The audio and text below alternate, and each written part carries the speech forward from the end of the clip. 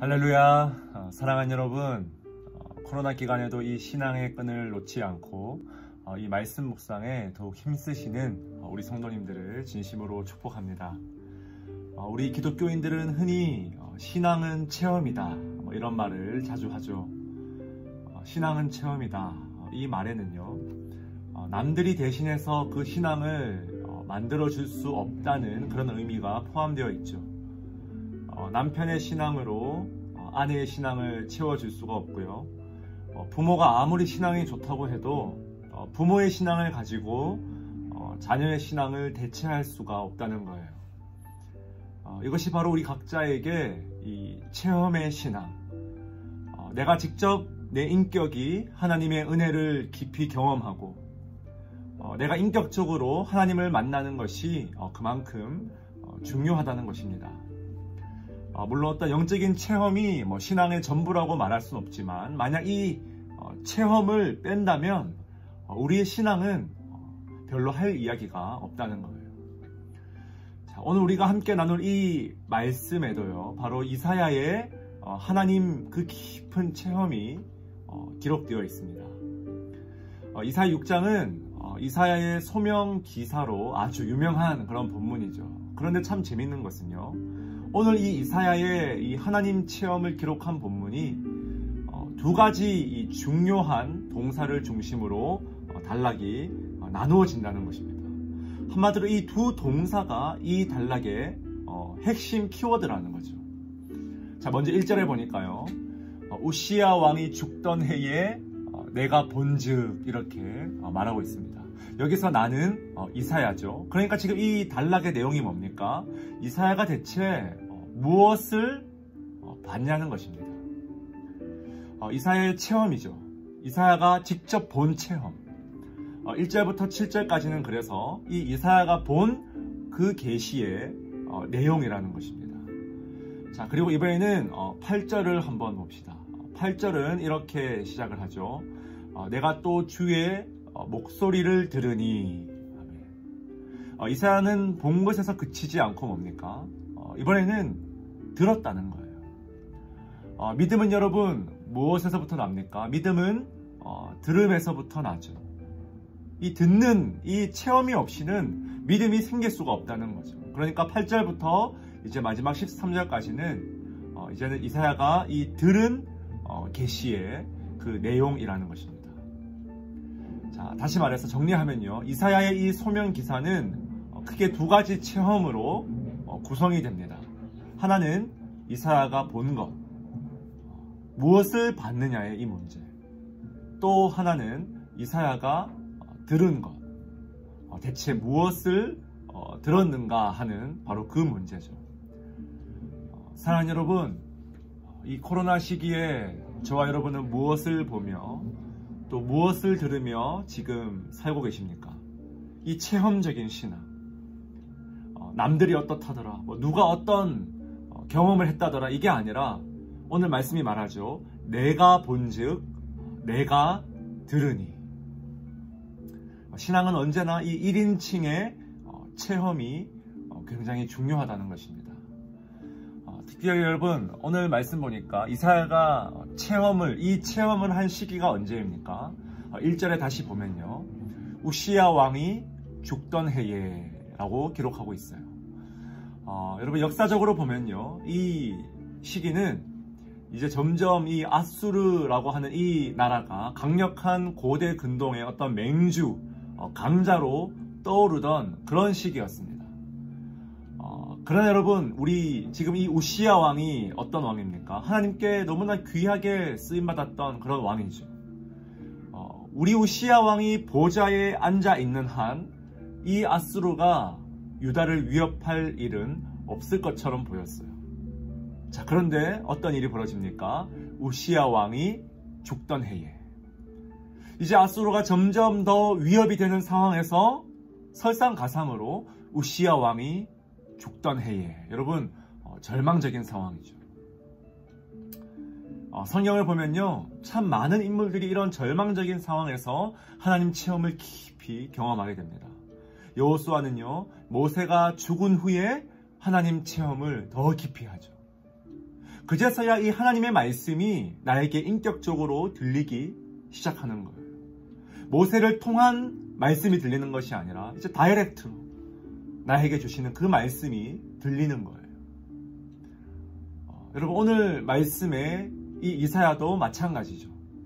우시야가 보좌에서 내려오자마자 이사야는 이 땅의 보좌가 아니라 아주 높이 들린 보좌에 계신 그 하늘 아버지 하나님을 만나게 되는 거예요.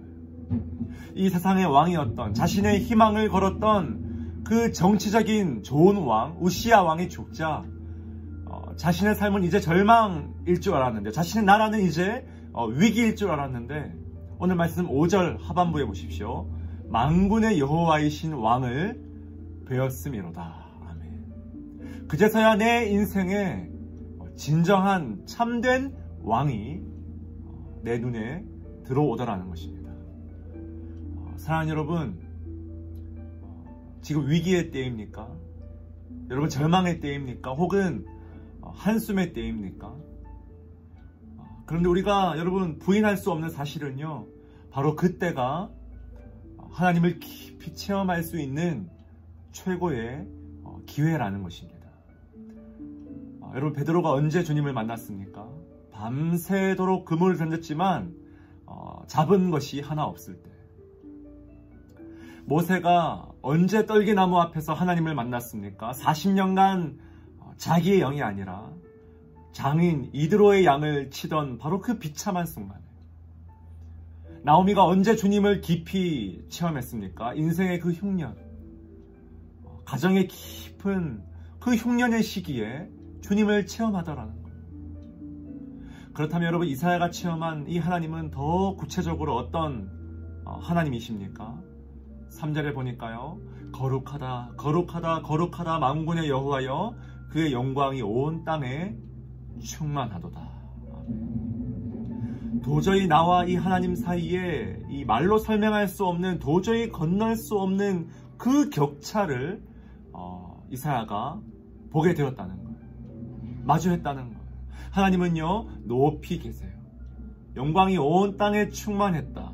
거룩하다. 연기가 충만했다. 여러분, 인간이 동원할 수 있는 모든 언어를 지금 다 동원해서 이사야는 이 하나님의 초월하심, 높이 계심, 감히 접근할 수 없는 이 하나님의 임재를 지금 묘사하고 있는 거예요. 그런데 바로 그 하나님 앞에 자신의 모습 어떻습니까? 5절에 보니까 그때에 내가 말하되 화로다 나여 망하게 되었도다. 나는 입술이 부정한 사람이요. 그 하나님을 보자마자 여러분, 바로 터져 나온 감탄사가 무엇입니까? 화로다. 화 있을진저. 여러분, 어제 우리가 묵상한 그 말씀, 5장 말씀 기억나십니까?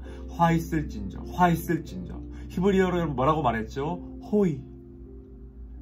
여러분, 같은 지금 감탄사죠. 이사야는 자신의 백성들을 향하여서, 3인칭을 향하여서 뭡니까?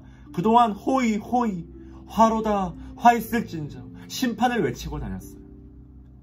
그런데 지금 뭡니까? Oh to me. 나야말로 심판을 받아 마땅한 그런 인간이구나. 그 화의 적용 대상이 더 이상 남이 아니라, 그 어떤 제3자가 아니라 바로 자기 자신. 여러분, 기억하십시오.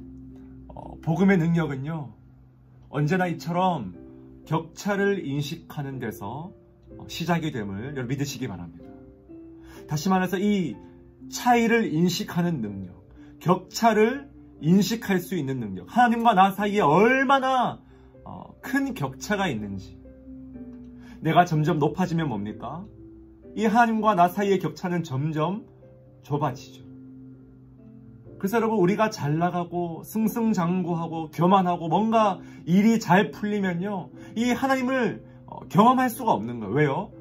격차를 인식하는 것이 복음의 능력인데 이 격차가 내가 높이 올라갈수록 느껴지지 않는 거예요.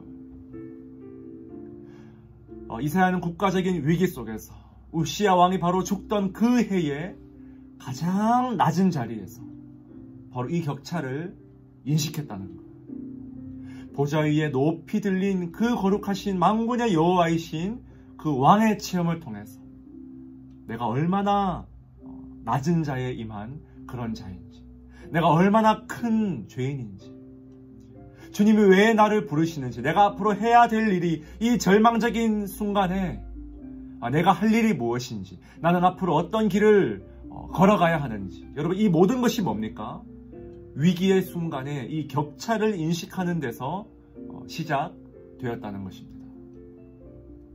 사랑하는 여러분, 여러분 요즘 어떤 하나님을 보며 이 위기의 순간에 어떤 하나님을 체험하며 어떤 체험적인 신앙을 누리며 살아가고 계십니까?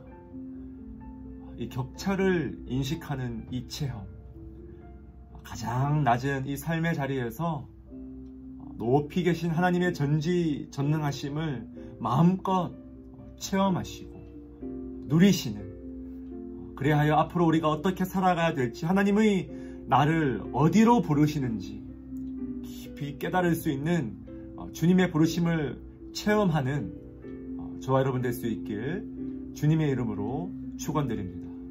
우리 함께 이 말씀 붙잡고 계속 기도하며 주님께 나아갑시다.